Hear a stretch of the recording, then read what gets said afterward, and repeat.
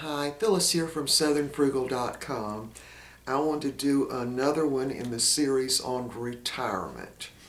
And some of these things we have not done, but I wish we had done them. So maybe that will help some of y'all to do them ahead of time.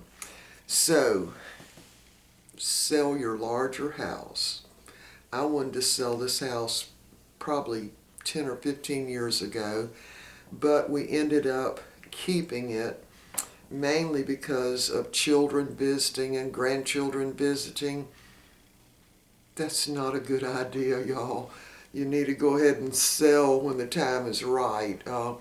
And when you keep the bigger house, that's, not that you don't want the children to visit, because you do, but you don't need to keep it when it's not in your best interest to do that, because after all, they've got homes of their own most of the time.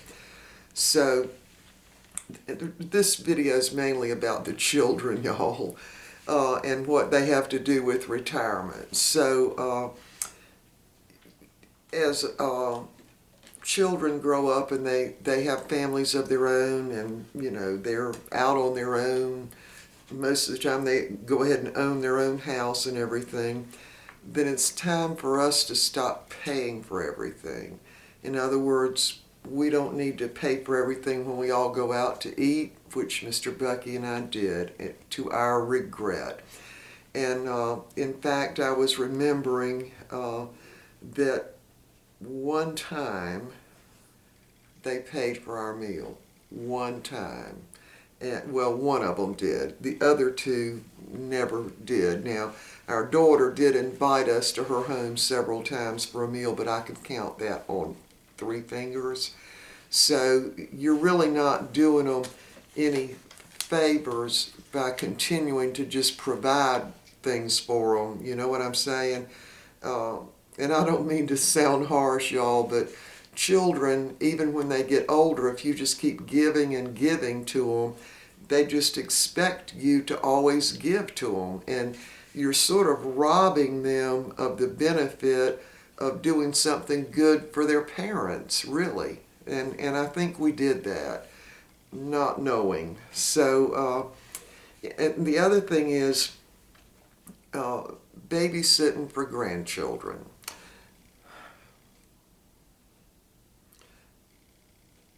Your children they have the children. So the children are their responsibility. Now, I'm not talking about times, when you want to visit with your grandchildren, even for a few days, but you don't really need to be keeping your, grandchildren as a babysitter, every time somebody needs that. Now, in an emergency, certainly that would be fine, but, they don't need to be dumping their children off on y'all all the time. They really don't. And unless you just want to see the grandchildren, but you know what I'm talking about, where they go off and have a good time and leave the children with you. And that's fine to visit with the children, but that shouldn't be an all the time thing. So, and if one of the children, ever needs help because of sickness, or they lost a job or something like that, of course you would help them. But they need to get out on their own and quit spending your retirement money. I don't know any other way to put that. And also, you need to help your children to become responsible, giving adults. And the only way you can do that is kind of cut off the money supply, And so we tried to teach our children this, and we weren't very successful with the first one, but we got real smart by the second one, and we were brilliant by the third one. So now, of course, we paid for our children's education. We did not pay for graduate school. That was the agreement. We'll give you 4 years of college, and then after that you need to do whatever you need to do. And all 3 children did go to graduate school, but we did not pay for it.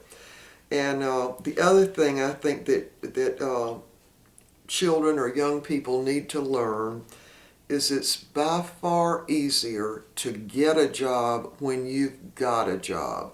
Don't quit a job and then just start looking around for it. If you've got a job, you keep it until you find the next job. Employers just like to hire you if you've still got a job. I don't know why, but that's the way the world works. So anyway, and I want to talk about college, and this is really for parents who have children who are really not in college yet. They're getting ready to go. And I'll just tell you what we did with our children. Some of the things worked, some didn't, but some of them did. We did require our children to work in the summertime. Now, they all three wanted jobs, so, young people like to work and make their spending money. And up until the time they did that, they got an allowance from us. But they did have to help with chores around the house in order to get that allowance. So by the time they were 16 and they had their driver's license and they got jobs, we provided them with a car, and we paid the insurance on the car, and we paid for maintenance. Now, the cars we got them were not brand new cars. They were like those, I think you call them program cars, just really late model used cars is what they were, because we didn't want them, driving around in something that would break down. So they all three ended up with good used cars, but we did not provide the gas to go in the car, or any money to go out on a date or for the entertainment. They had to use the money they worked to provide. So we thought that they would be more responsible if we did that. So that's what we did. So they couldn't, the reason they got the cars is because they couldn't really work without us going to take them to the job and then coming back and picking them up. And we were criticized for getting them cars too early. A lot of our friends and our family thought they were too young to have their own car, but it worked out okay except for this. One child, I won't even name names, y'all. We have had three, and they all three, were just coming right along, one right behind the other.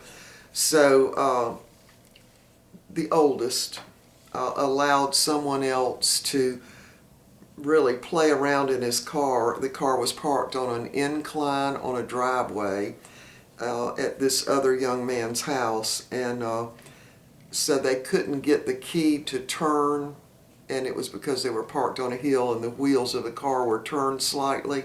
Only, of course, being young people, they didn't know that. And so the other young boy just kept jerking on it. He finally broke the steering wheel. And so, of course, we got the call, something's wrong with the car, blah, blah, blah, blah, blah.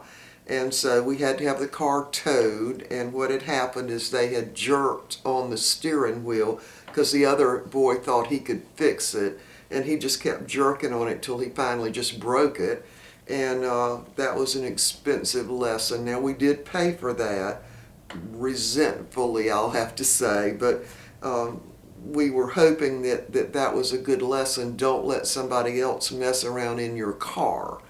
And this same child was at the Citadel, and he, of course, the first year, none of the three children were allowed to have a car at the college the first year. The freshman year, there were no cars allowed.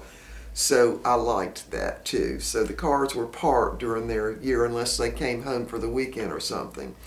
And so anyway, Mr. Bucky was down in Charleston on business, and it was around lunchtime. And of course, there was a lot of traffic in downtown Charleston, a lot of tourist people there.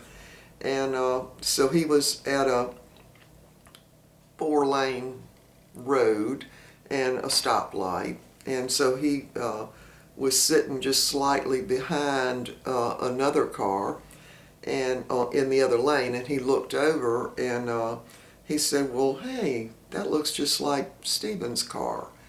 And so as the light changed and the car pulled off, he saw the license plate and it was Stephen's car. So he tried to catch up with him, just to wave at him or say hello or whatever. And as he caught up with him, he looked, and Stephen was not driving Stephen's car. Someone else was. So, and this was probably his third year at the Citadel.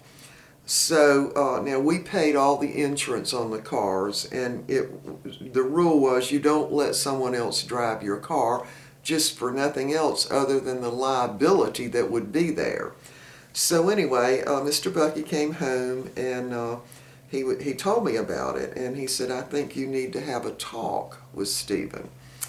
So later on that day, I called him at the Citadel, and I said, Stephen, who was driving your car today? And he said, what do you mean? I said, well, Bucky saw your car and someone else was driving it. Oh, well, that was a friend of mine. He needed to borrow it for a little while. I said, Stephen, you don't allow people to borrow your car. The liability is too great. Don't do that again. And with that, he said back to me, Mama, it's my car, and I can let whoever I want to use it. I'm an adult now. And I said, oh, you are? I said, well, that's just fine. I said, then you can start paying the insurance on it. We'll transfer everything into your name, no problem. Well, what do you mean? I said, well, let me see. And I got Bucky in there, and I said, well, how much was the insurance? Of course, on anybody under 25, especially a boy, the insurance is very high. And then he got mad, and I just hung the phone up. I said, I'm not going to listen to this. I just hung the phone up. And a couple of minutes later, he called back, and he goes, how dare you hang up on me? I'm an adult now. You don't hang the phone up on me. So I just hung it up again. He got so mad. But hopefully he learned a lesson. We never knew whether he did or not. But you just can't let them do whatever they want to, because there's responsibility there and there's liability there, certainly with someone else driving your car, and particularly someone under 25. So anyway, I don't know that we ever really got that straight, but somewhere along the line, Stephen learned responsibility. Anyway, the other one was, on the other son, he drove into a culvert. Seems one night he was partying, and he missed the turn and drove into the kind of a ditch there.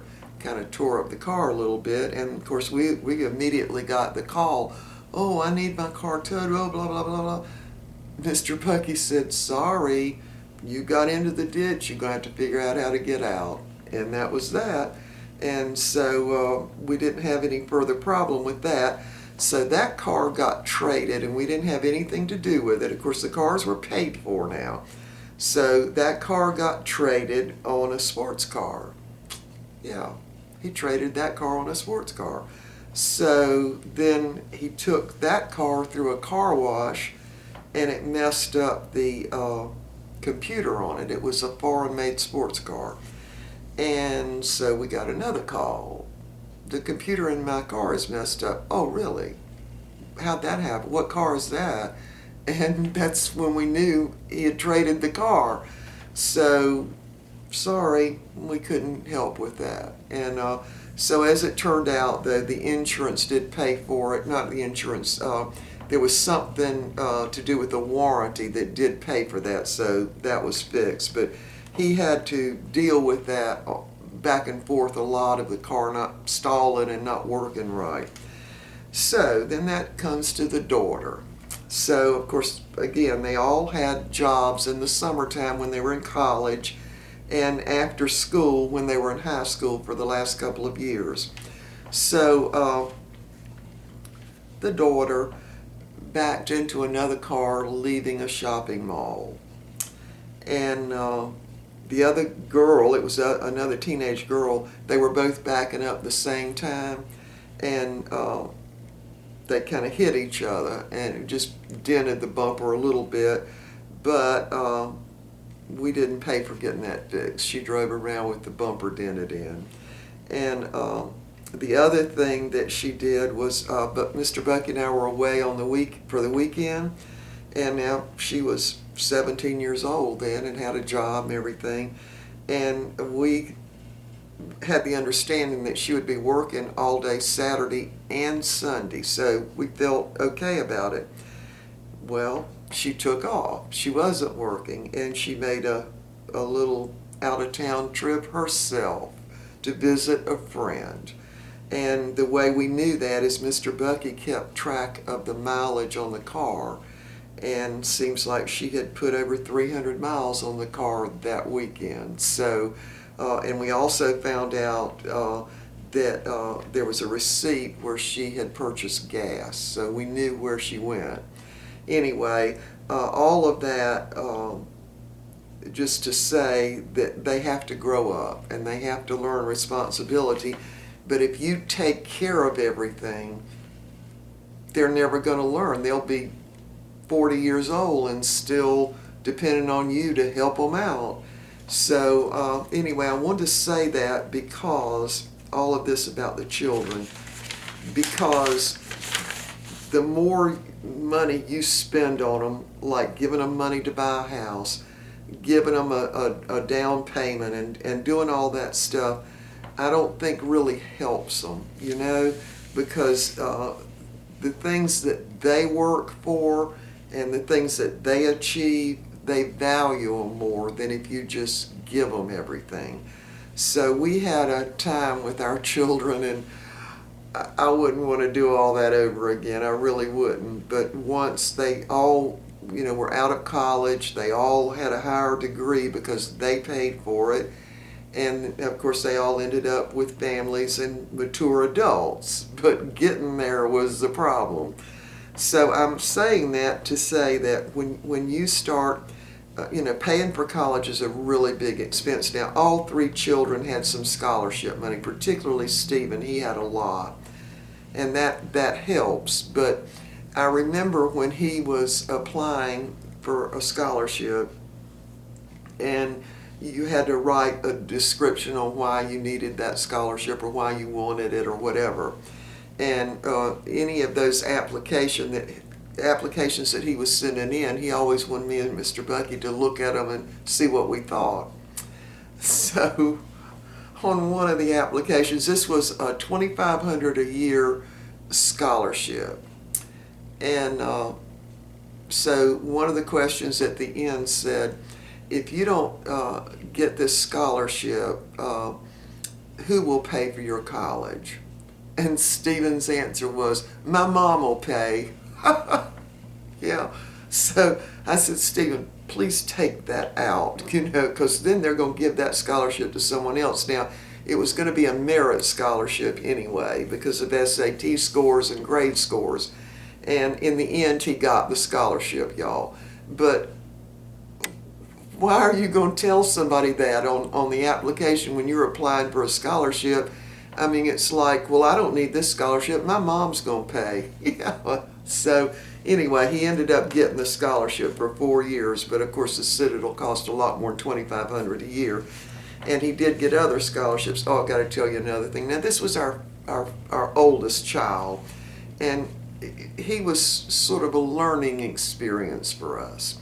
So he knew that he wanted to fly. That's what he wanted to do. And he knew he wanted to go in the Air Force from a young age, really. And he ended up doing that, y'all. So he was very successful. He's retired now this past year from the Air Force, but he was a C-17 pilot.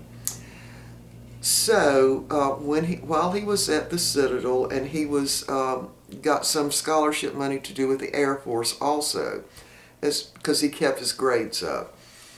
And so the last year, we always paid for their books. That was an expense we paid for all three children. And so we had been paying for his books, of course, you know, all along. And so once he got the scholarship from the Air Force for that year, we had already paid for the books. And so the Air Force reimbursed him for the books. So that year, instead of coming home for Easter break, he said he was going to take a trip. And as I recall, he said something like it was to do with the Air Force. Okay, well, whatever, to further his education, that's great. So what he ended up doing was him and a bunch of the other guys at the Citadel went on a ski trip over Easter break to Colorado. And I was just flabbergasted. I said, how in the world did you pay for that? And he goes, oh, well, I got a refund on all my books from the Air Force. I said, Stephen, we paid for your books. What do you mean you got a refund? And he said, well, they gave me a refund once I got that scholarship. So whose money was that anyway, Anyway, he took the trip, and I'll have to tell you one more thing that they did. Now, I don't know if y'all figured this out yet or not, but at some point during their life, your children get smarter than you. They do. And you're not really aware of it to start with, that they are that smart, right? So the kids can do, I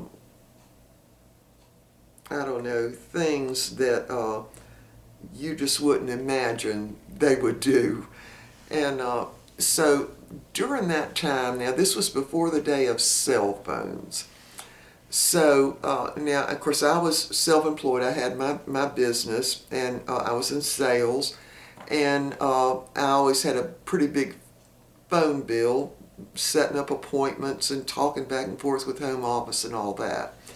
And so, there were a lot of long-distance calls on there, so I was used to paying $200, sometimes $300 a month for the telephone expense to do with the business. And so I always went over the bill, though, because I had to keep up with, I was responsible for my own taxes, and, I had to keep up with my expenses because they were a deduction.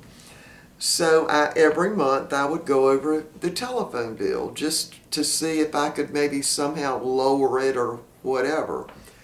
And so I got the bill, and it was a whole bunch more than it normally was. Whole bunch more. And I kept going over them. I mean, it was a huge bill, and I just kept going over them line by line. And I started seeing calls to Atlanta, calls to Florida. And I was like, whoa, what is going on here? They've got a lot of this on my bill, and it shouldn't be. So I called the telephone company to find out what was going on. Well, it seems that the calls were made from the Citadel. Yeah, from the Citadel. And what was happening, because at one point both boys were there at the same time. And they were calling girls that they had met at whatever kind of functions in Atlanta and in Florida. And and I mean, they were talking forever on these calls. And so anyway, I called. First one I called was Stephen. And I said, Stephen, do you know somebody in Atlanta? And he said, oh yeah, well that's where so-and-so is. And I said, well, how are you calling her? Oh, I'm using that number, that can transfer to your phone. I said, what? Why are you doing that? He said, well, Mom, I need to talk to my friends. I said, Stephen, this is a business phone. Don't do that again. And so then, not only did he do it, but he showed the younger son how to do it. So we had both of them calling girls, coming to the expense on the business phone. So we got that straight, and that didn't happen anymore. And I got to tell one more. Now this is on the oldest boy again. The first year at the Citadel. Now he had worked the summer. Well, he had actually worked 2 years during the summer to save money, for his spending money, because we required that they save their own spending money. We said, we're not going to be giving you money, so if you want spending money, you need to save your money. So they all, and we told them, a good amount to save during the summer will be about $1,000. That's what the colleges recommend as spending money. And that should take you through the year. Okay, this is the budget you have, and when you go over that, you're not going to get any more money until you start working again the next summer. So you have to be careful with your money. Okay, no problem, no problem. So I guess it was probably January or February that year, I got a call, and Stephen said, Mom, the bank says my bank account's overdrawn by $300. I said, how can that be? He said, I don't know, Mom. He said, but when I need money, I just go to the ATM and put my number in, and it gives me whatever I ask for. But then the last time I went, they said I was $300 over on my account. I said, Stephen, are you not keeping up with what you spend? He said, well, no, the bank was doing it for me. What? The bank was doing it for you? I said, okay, I'm going to bail you out, but there will be no more bailout. This is it. And I went ahead and bailed him out and gave him a little extra, but he had to really tighten up his belt the rest of the year. So he learned, and I never had to do that again. And neither did we have to do it on the two younger. Everybody learned from the older one's mistake. So anyway, I guess that's all I've got. And I guess that kind of ties in with retirement, y'all, because you make allowances for the kids' college, and you're making allowances for your retirement. Well, in our case, having 3 to pay for college, it ended up a lot. Now, all 3 of them ended up getting some scholarship money, and really Stephen got a lot of scholarship money. So he kind of made up for some of his mistakes with that, and the younger son and the daughter both ended up with some scholarship money and kept their grades up, so we have to give them credit for that. But that paying for that college definitely dips into your retirement account. It just does. I mean, especially now with college so expensive, so that's something to think about.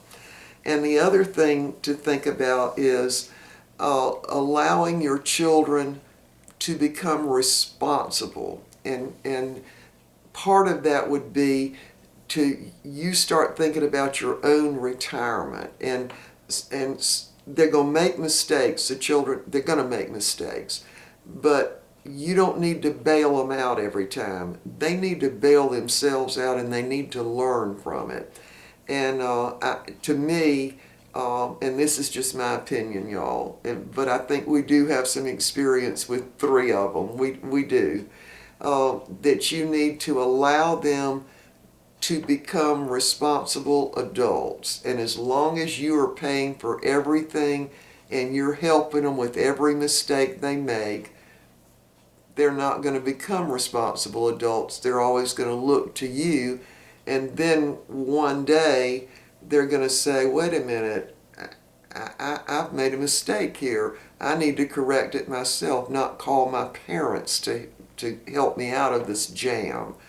So anyway, and the thing, I want to mention this about the cooking. I tried to help my daughter learn to cook. And she was just totally not interested, y'all. Just not interested. And then once she got married and was out on her own, I started getting these calls. Mom, how do you make gravy? Mom, how do you fry chicken? And just on and on. And I guess it's when they want to learn, they're ready to learn. But when they don't, you just can't force them to learn anything, really. You just have to let them go and let them make their own mistakes, and but try to make sure they're not dipping too far into your retirement when they're doing it, y'all, okay? That's my best advice. They end up having their own lives. They've got a wife or a husband. They've got children. It's time for them to be responsible for all of that. And it's time for you to be free. That's what I call it, freedom, okay? So anyway, that's all I've got on this. I do think that paying for college and your retirement kind of go hand in hand. You have to make provision for both, and you have to be careful with all of that with the children, because they'll drain you dry if you don't watch out. And we love them so much, we tend to just give them whatever. And now, certainly my family and really Mr. Bucky's family too thought that we did too much for our children. And we might have, I don't know. But I know that a couple of my nieces on both sides of the family, two of them, worked their way through college being bartenders. And I don't think either one of them even drank any liquor. They just were teetotalers. But they could make a lot of money with tip money being a bartender, and that's what they did. So I can see that that would work, but I wouldn't have wanted my daughter to be a bartender, but who's to say, right?